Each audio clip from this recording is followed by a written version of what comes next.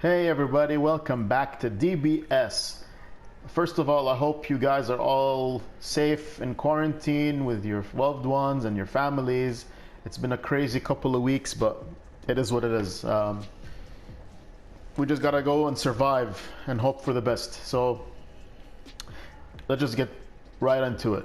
So basically, I've booted up my Twink character again after a long hiatus. I've been focusing a lot on my 75 dex build, which I think you've seen enough of. So let's go to this Twink that I've done.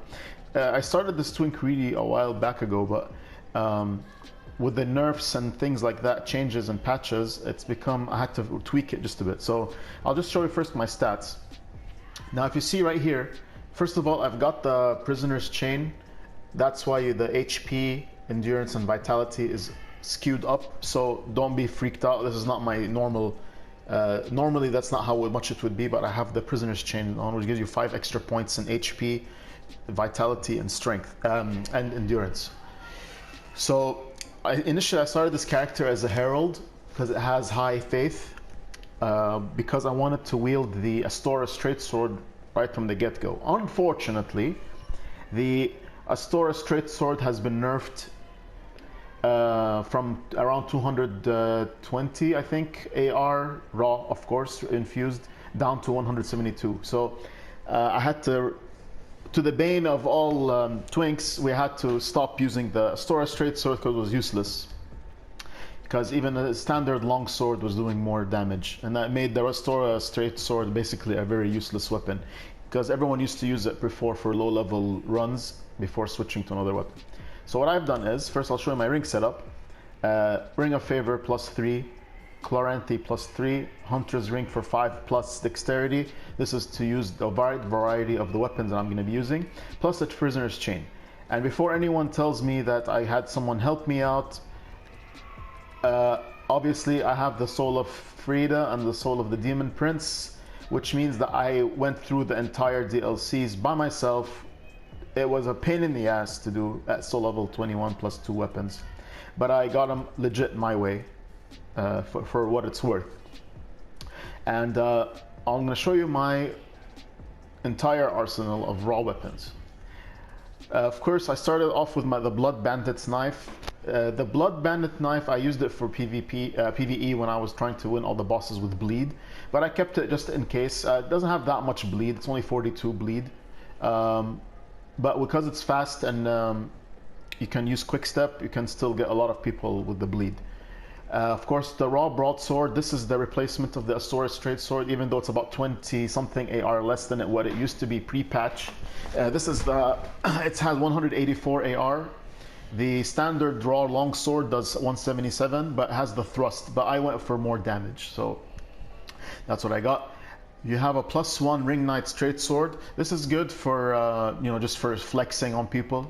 I don't use it much, but when you have enough strength, because I can pop in the strength ring, it does decent damage. But I'm only using it for flexing on the weapon art when I have to. The raw claymore, it does 214 AR. I have to two-hand it because I don't have enough strength. But this one has a lot of damage, 214. Very good for the hyper armor, especially at this level. Now the main damaging weapon that I'm going to be using that does most damage is the raw Drake Blood Greatsword. As you can see, it does 132 physical, but it has 85 magic and 85 lightning. But it is buffable, so when you buff this with a lightning bundle or a lightning resin, you preferably with the bundle, because you have 120 extra AR and lightning, so you can imagine 200 lightning damage plus the rest of the stuff in the top. This thing just mows people down. This will like bring everyone. You can two-shot people with this weapon if their HP is low enough, if they're not prepared with the right armors. This just blows phantoms down, it mows things down. It has the great Hollow Slayer R1 swings, that what they call the Wombo Copter, whatever you want to call it.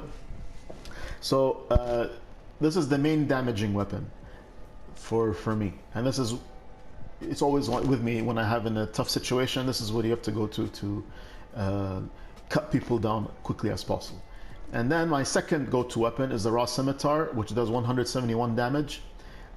Surprisingly, at this level, when you buff it with a lightning resin or a dark pine resin, um, for dark damage, human pine resin, this also does a lot of damage. It mows people down. It's pretty fast.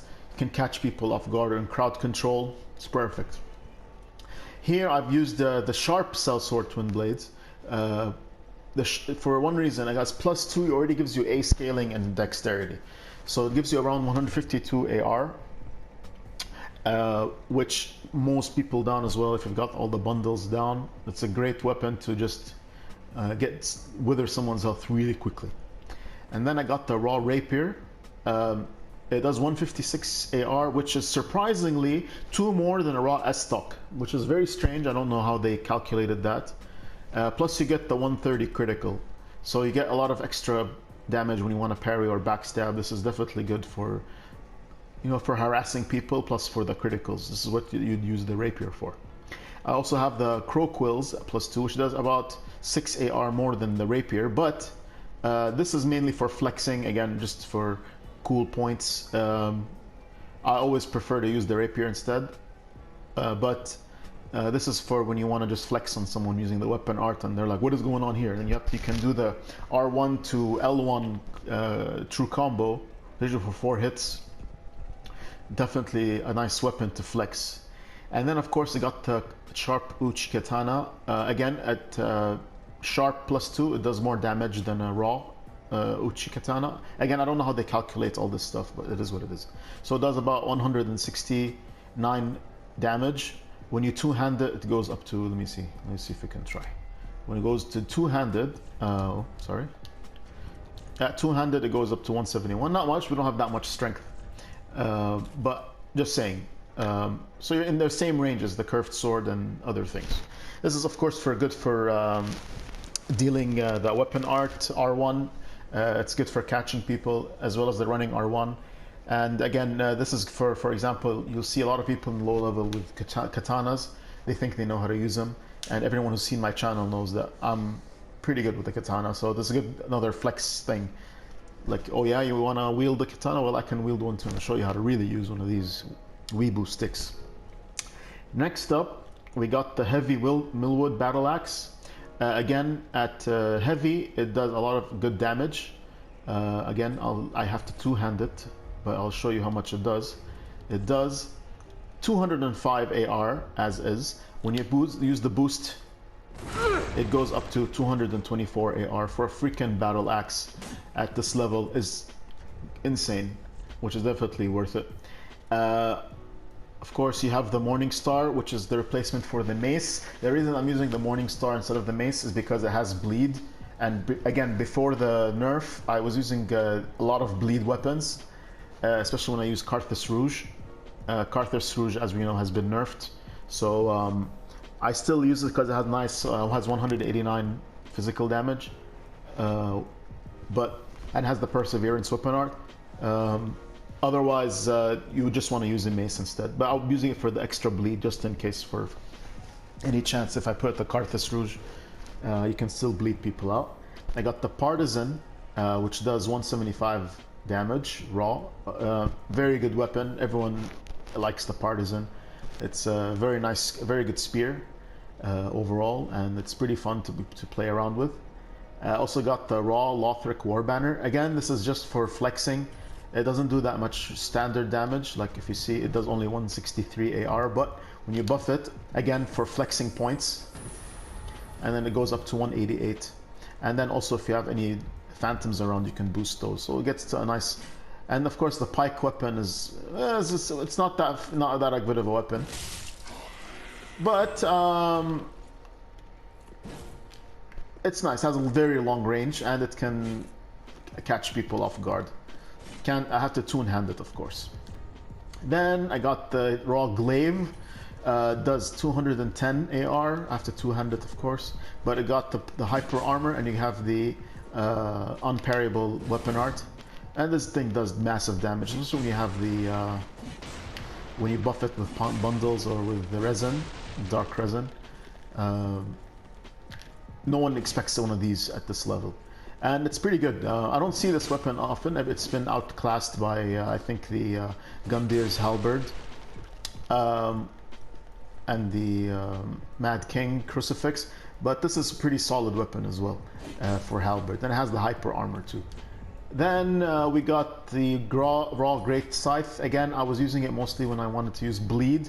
I just, again, for flexing, doesn't do that much damage, 171, but it's got the nice range, and the bleed is nice, but it's not like it used to be. Like I said, I used to use it before the patch. So these are the weapons I use for my Twink. No dark hand, of course, not for anything, because I think the dark hand is not only overpowered, it's just you don't want to, it's too predictable. So I tend to use different weapons to show off what I got. Mostly it's a show off thing. Of course I go in for the maximum damage, but I'm not here just to troll. I don't try to troll. I try to duel or try to take, you know, people one by one. I try not to go for solo hosts or just like troll them a bit. Not too much, but just give them a hard time. But I hope you enjoyed this arsenal, and maybe I'll have some clips now showing some of the weapons and doing some low-level duels and invasions. And if anyone would be interested to do a low-level fight club, please let me know. Just comment down or something and let me know that if you'd like to make a low-level, soul level 20 fight club, we can do it here in the high wall, or we can do it in the arena, even though I doubt most people have the arena open at this level. I do, but I don't think everyone does. So let me know, guys, what you think, and thanks for watching. Stay safe.